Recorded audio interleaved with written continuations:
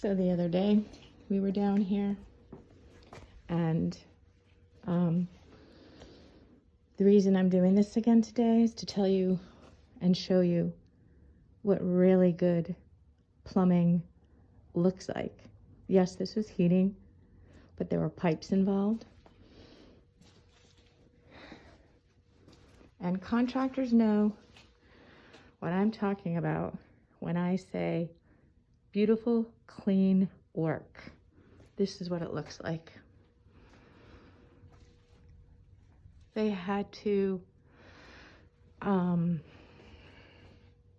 repitch the flow lines of the water. Anyone who has old radiators in their house that bang, there's something wrong with the flow of the water. And so one of the first things that John noted with the old system, here's the old one,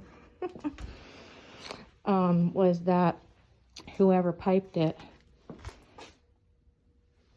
had one of the water flow lines angled in the not a level direction, causing likely banging, which was funny because the weekend before the owner said, "Oh my God, that radiator didn't stop banging."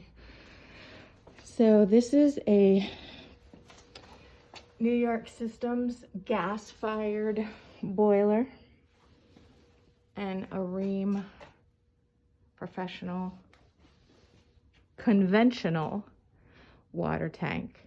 We did discuss going waterless, tankless, and not waterless, tankless, but it was just too much of a expense at this point. And then the other two units, that's one apartment. See the difference in the plumbing? See what I mean about clean?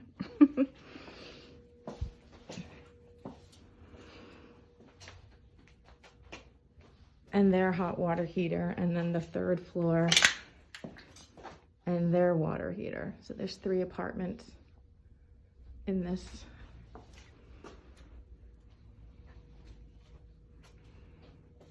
$1883 house.